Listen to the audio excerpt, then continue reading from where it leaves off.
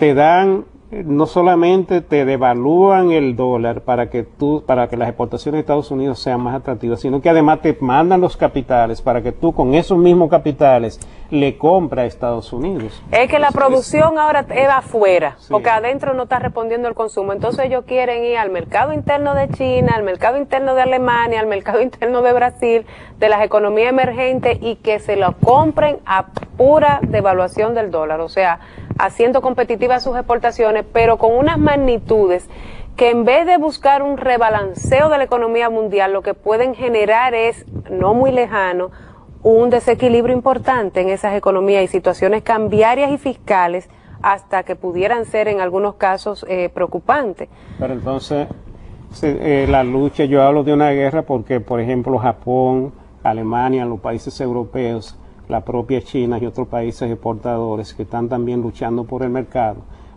podrían tomar medidas similares. Claro. Podrían devaluar también su moneda para abaratar sus exportaciones, o por lo menos para evitar que Estados Unidos les quite los mercados. Sí. Entonces, ahora mismo, ¿dónde está el presidente de Estados Unidos?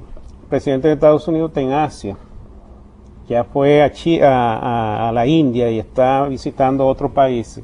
Y lo que está haciendo allí es tratando de hacer acuerdos y de hacer arreglos con los gobiernos de sus países para que aperturen sus mercados a las exportaciones de Estados Unidos, y está tomando todas estas decisiones antes de ir a la reunión del grupo de los 20, que va a ser ya se anticipa que va a ser una reunión donde el tema central va a ser la guerra cambiaria. Claro. Porque de eso que se trata. Y que no va a terminar, porque es que va a haber respuesta tanto de Europa como de Asia con relación a lo que han sido estas medidas, porque es que Estados Unidos está buscando un reposicionamiento de la fortaleza comercial y económica de esa primera potencia, a como de lugar.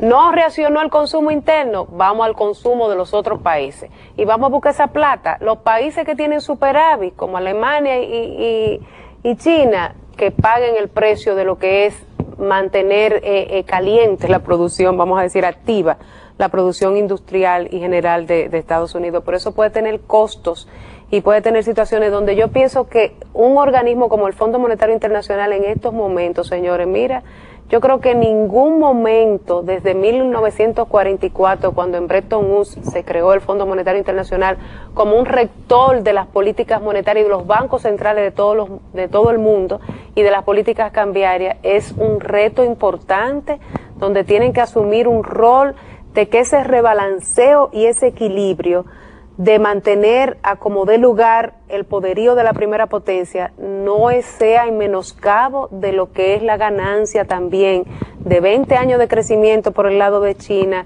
del empuje de economías emergentes como Brasil y de otros aspectos que tienen que verse a la luz también de la zona euro. Entonces yo pienso que ahí hay que buscar un arbitraje importante, Luis, y una coordinación de competencia, como dicen, en lo que deben ser, porque si viene una guerra, bueno, entonces ¿cuál va a ser la capacidad de respuesta al final? Hay que ver el para qué final de todas estas medidas y el costo social y económico y político incluso que pudieran llevar las mismas en el interín. Como tú dices, esos capitales golondrinos vienen a estos países que tienen mayores tasas de interés, pero en el momento que cualquier situación de inestabilidad por el lado económico o político, salen volando esos capitales y traen problemas cambiarios, problemas en el sector financiero, problemas, o sea, desajuste. Por eso Brasil ha tenido que poner impuestos transitorios a lo que le entraron 7.000 millones de dólares en este año de capitales, y si no ponen ese impuesto transitorio, es una hemorragia de dólares en busca de rentabilidad, pero en términos especulativos. No es que ellos quieren inversión extranjera directa, son inversiones en cartera, buscando puramente rentabilidad con fines especulativos. No es inversión extranjera directa a largo plazo, que se siembra en un país, que son empresas, que son empleos, que ya hay una condición de permanencia. Son capitales volátiles que, como entran, salen, y que pueden generar una serie de desajustes y desequilibrios que tienen que ser muy bien monitoreados y coordinados por las políticas económicas hacia el interno de nuestros países. Ese es el entorno de la economía internacional tal y como se plantea en estos momentos, pero ¿en qué medida eso afecta a la economía dominicana? Esa es la parte que vamos a tratar ahora cuando retornemos de la pausa.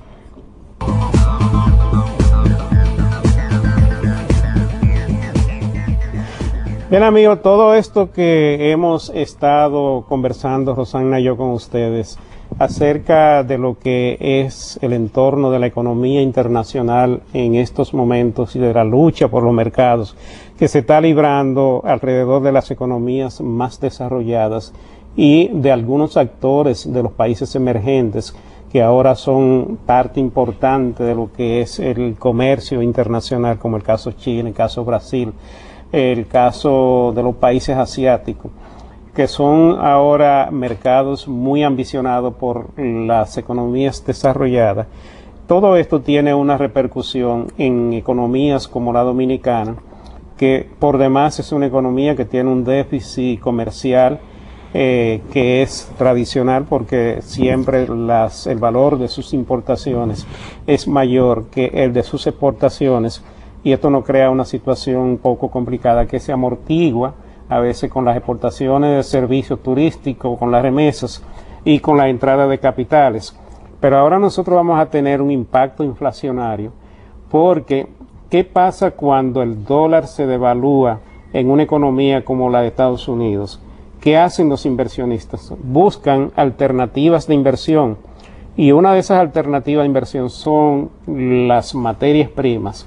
Comienzan a especular con el petróleo, comienzan a especular con productos de esos que se cotizan en los mercados internacionales, algunos de los cuales son materia prima para la producción de alimentos en economías como la dominicana, como puede ser el caso del trigo.